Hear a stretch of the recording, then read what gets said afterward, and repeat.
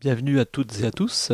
Nous allons consacrer ce deuxième chapitre d'une introduction à l'économie au modèle de l'offre et de la demande, certainement le modèle le plus connu en économie. Alors en sommaire, nous verrons donc dans un premier temps ce que sont l'offre et la demande, ensuite leur représentation graphique au travers des courbes. Nous verrons, je dirais, la résultante de l'offre et de la demande, à savoir le prix d'équilibre. Puis, comme tout modèle économique, il est intéressant donc que ce modèle soit sujet à la critique et bien évidemment donc de voir quel est son intérêt pour terminer sur un point d'ordre plus pratique, à savoir les implications politiques de ce modèle de l'offre et de la demande. Alors, que sont l'offre et la demande? On peut dire donc de l'offre qu'elle correspond à ce qui est proposé sur un marché, à savoir ce qui peut être proposé comme produit ou comme service. La demande, elle, va représenter un souhait, le souhait d'obtenir un produit ou un service. Donc, on constate que l'offre et la demande sont interdépendantes, à savoir que l'offre va répondre à la demande et que la demande va conditionner l'offre. Donc ce sont deux éléments qui sont interdépendants. Cette interdépendance, elle se retrouve sur ce qu'on appelle un marché. Un marché, c'est un lieu de rencontre entre l'offre et la demande. C'est-à-dire que ceux, je dirais les agents économiques, donc pour l'essentiel les entreprises qui vont proposer une offre, vont rencontrer sur le marché ceux qui souhaitent, c'est-à-dire pour l'essentiel les ménages, ceux qui souhaitent un produit ou un service. Donc cette rencontre va se passer sur un marché. Alors, on dit de ce marché qu'il est équilibré lorsque l'offre est égale à la demande, c'est-à-dire qu'on se trouverait dans une situation où ce qui est proposé par les entreprises, qu'il s'agisse d'un produit ou d'un service, correspondent exactement en quantité et en prix à ce que souhaitent donc ceux qui demandent un produit ou un service. Donc on serait dans une situation donc de marché dit équilibré. Alors, cette situation, elle ne va pas de soi. C'est-à-dire qu'on se trouve là, lorsque l'offre est égale à la demande, dans une situation, je dirais, exceptionnelle. Alors, cette exception, malgré tout, elle existe. C'est-à-dire qu'à un moment donné, effectivement, l'offre rencontre la demande, l'offre satisfait la demande, et la demande est satisfaite par l'offre. Cette situation, elle est matérialisée par ce qu'on appelle un prix, le prix d'équilibre. Ce prix, c'est en quelque sorte un compromis entre l'offre et la demande. Je dis compromis parce que on constate bien que les intérêts sont divergents, si je puis dire, à savoir que effectivement, ça concerne un même bien, ça concerne un même service, mais avec des considérations et des intérêts différents. C'est-à-dire que concrètement, ceux qui offrent les entreprises ont intérêt à offrir au prix le plus élevé qui soit, alors que ceux qui demandent un produit ou un service ont intérêt à ce que ce produit ou ce service soit au prix le moins élevé qui soit. Donc on constate bien que pour une même chose, on a des intérêts divergents et que cette divergence, elle est dépassée, elle est levée si on trouve tout simplement un compromis. Alors nous allons voir ensuite la courbe de l'offre et la courbe de la demande. Ce qu'il faut bien comprendre s'agissant des comportements de l'offre et de la demande, c'est que on peut distinguer donc deux situations. Lorsque l'offre sur un marché pour un produit ou pour un service est supérieure à la demande, eh bien, le compromis va se faire, comme je l'ai dit, au travers du prix, notamment. C'est-à-dire que le prix devra baisser de façon à ce que la demande augmente. Hein. Donc, lorsque l'offre est supérieure à la demande, en l'occurrence, il faut augmenter la demande ou baisser l'offre, eh bien, ces variations seront possibles à condition que le prix diminue. En effet, il sera plus intéressant pour la demande de demander plus, de souhaiter plus un produit ou un service dès lors que les prix vont diminuer. Deuxième situation, donc si l'offre est inférieure à la demande, et bien dans un cas comme celui-là, il faut que le prix augmente de façon à ce que la demande diminue ou que l'offre augmente. En effet, si les prix sont plus élevés, eh bien la demande va certainement moins souhaiter un produit ou un service. Et si les prix sont plus élevés, eh bien il est plus intéressant pour une entreprise, par exemple, de produire plus. Alors, la représentation graphique, je le disais donc, de l'offre et de la demande, donc vous est présentée ici. Alors, nous avons donc en abscisse les quantités et en ordonnée les prix. Donc, si on s'intéresse dans un premier temps à la courbe de l'offre, eh bien, on constate que nous avons une courbe qui est dite ascendante ou courbe croissante. Ça signifie tout simplement ce que je viens de dire, c'est-à-dire que si les quantités sur un marché donc augmentent, si les quantités donc offertes augmentent, eh bien ça va avoir un impact, je dirais, positif sur le prix. Autrement dit, si l'offre augmente, les prix augmentent. Les quantités et le prix, s'agissant de l'offre, et ça c'est très important, varient dans le même sens. Ce qui fait que nous avons une courbe ascendante, ou courbe dite croissante. Pour la demande, eh bien c'est l'inverse. C'est-à-dire que plus le prix va augmenter, moins la demande sera importante.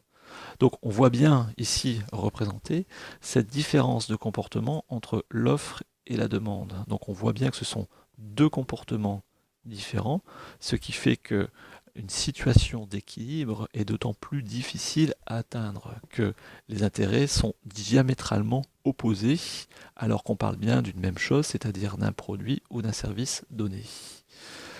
Donc je le disais tout à l'heure, ce qui permet de faire le compromis entre l'offre et la demande, c'est le prix d'équilibre.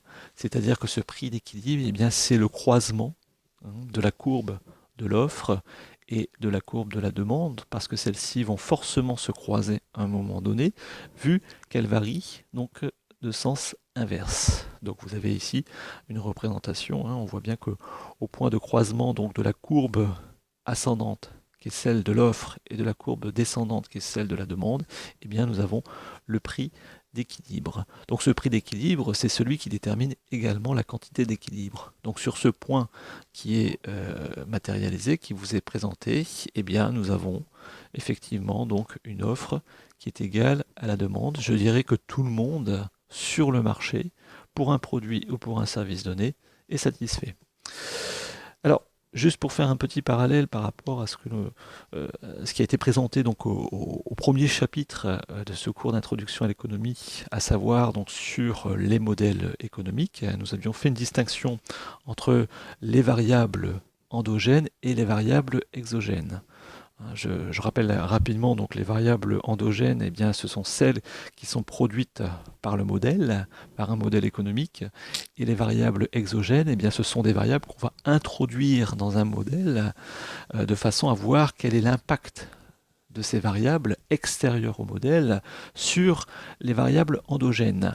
Donc si on prend l'exemple de ce modèle, de cette théorie donc de l'offre et de la demande, le prix et la quantité sont des variables endogènes, alors que le coût, par exemple, des matières premières pourrait être une variable exogène. C'est-à-dire que pour produire un bien donné, on a besoin donc d'un certain niveau donc, de matière première. Cette matière première donc, a un coût.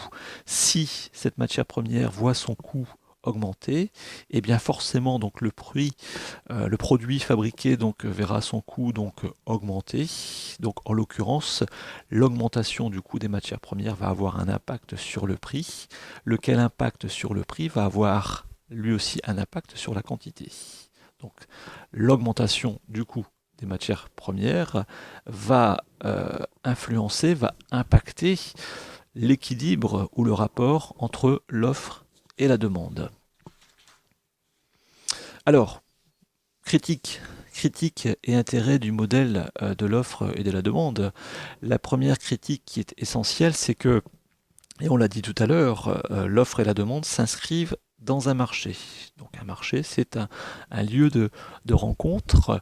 La seule chose, c'est que pour la quasi-totalité des biens et la quasi-totalité des services, le marché n'existe pas physiquement. C'est-à-dire qu'il n'y a pas de lieu de rencontre perpétuel, constamment entre des personnes, des agents économiques qui offriraient un produit et un service et des agents économiques qui demanderaient ce produit et ce service. Et le fait de cette rencontre ferait qu'il y ait un ajustement, donc je dirais, des prix. Ça n'existe pas. Ça n'existe pas, c'est-à-dire que concrètement, pour la quasi-totalité des biens et des services qui existent donc dans une économie, eh bien les prix sont tout simplement déterminés par l'offre. Il n'y a pas cette confrontation donc supposée, constante entre l'offre et la demande. La seule réalité, je dirais, par rapport à ce modèle économique, ce sont les marchés financiers. Donc là, c'est vrai que pour un certain nombre de marchés financiers, on a cette confrontation donc quotidienne, constante, hein, entre l'offre et la demande et des ajustements donc immédiats entre ce qui est proposé et ce qui est souhaité au travers d'un cours. Mais ça, je dirais que les marchés financiers sont une exception donc au niveau donc de la réalisation de l'offre et de la demande. Le deuxième point, c'est que les prix sont rigides à court terme. En effet, on imagine mal et on imagine très mal que les prix s'ajustent en permanence pour la quasi-totalité des produits et des services par rapport à ce qui est proposé. Ce serait pratiquement infaisable. Alors cet ajustement, on l'a, je le dis, sur les marchés financiers et encore pas sur la totalité des valeurs qui sont inscrites dans ces marchés financiers, mais en ce qui concerne l'économie ordinaire, si je puis dire, eh bien on n'a pas de produits, de biens ou de services pour lesquels nous aurions des prix qui soient ajustables en permanence.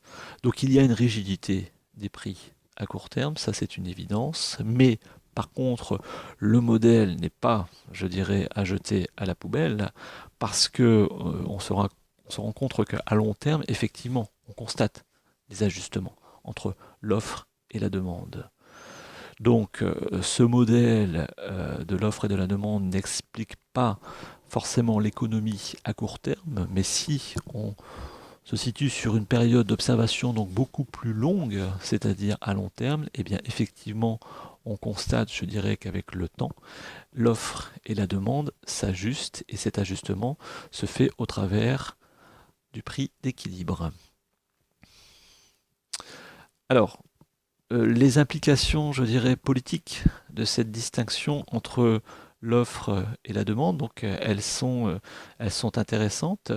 Ce qu'il faut retenir, c'est que on distingue ce que l'on appelle une politique de l'offre d'une politique de la demande. Alors qu'est-ce qu'une politique de l'offre? Eh bien, c'est celle qui vise à apporter, je dirais, les meilleures conditions à l'offre, c'est-à-dire à ceux qui proposent des produits ou des services, à ceux qui produisent, donc leur apporter les meilleures conditions possibles de façon à ce qu'ils produisent plus. Et en produisant plus, donc les quantités offertes vont augmenter et ces quantités offertes augmentant, ceci va générer un impact sur le produit intérieur brut. On avait vu rapidement donc dans le premier chapitre, et ça fera l'objet d'un cours spécifique, ce qu'est le produit intérieur brut. Donc je le dis très rapidement, donc le PIB correspond à l'ensemble des productions donc réalisées sur une période donnée par une économie. Donc, plus la production donc, va augmenter, c'est-à-dire plus l'offre va augmenter, plus le produit intérieur brut sera important, ce qui va améliorer le taux de croissance. Le taux de croissance, hein, c'est la variation du produit intérieur brut entre deux périodes lorsque ce produit intérieur brut augmente. Donc la politique de l'offre, elle vise cela, elle vise à ce que les conditions soient optimales pour ceux qui proposent des produits et des services, ceux qui produisent de façon à augmenter la production. La seule chose, c'est que cette production, eh bien ensuite, il faut qu'elle soit, je dirais, consommée, il faut qu'elle soit absorbée, il faut qu'elle soit écoulée. Et on l'a vu dans ce modèle, eh bien c'est la demande qui va consommer cette production en fonction des souhaits de produits ou de services. Mais une chose qui est quand même extrêmement importante, c'est que la demande, pour pouvoir absorber l'offre, si celle-ci augmente, encore faut-il qu'elle en ait les moyens. Encore faut-il qu'elle ait la capacité, cette demande, à pouvoir tout simplement acheter les produits ou les services proposés. Donc, ces capacités, ces moyens donc d'acheter les biens et les services se traduisent au travers donc du pouvoir d'achat. Donc c'est pour ça qu'une politique de la demande, eh bien, elle va viser à une augmentation du pouvoir d'achat. Donc on a là aussi, comme nous l'avions vu, cette sorte de contradiction entre l'offre et la demande. Eh bien cette contradiction pardon, a aussi un impact sur un plan politique. On a deux visions différentes entre la politique de l'offre et la politique de la demande. On a même deux visions différentes de la pensée économique, à savoir donc la pensée dite néoclassique qui privilégie l'offre et la pensée keynésienne qui privilégie la demande. Donc on verra là aussi ultérieurement toute l'étendue de ce débat donc essentiel et passionnant entre les néoclassiques d'un côté et les keynésiens de l'autre.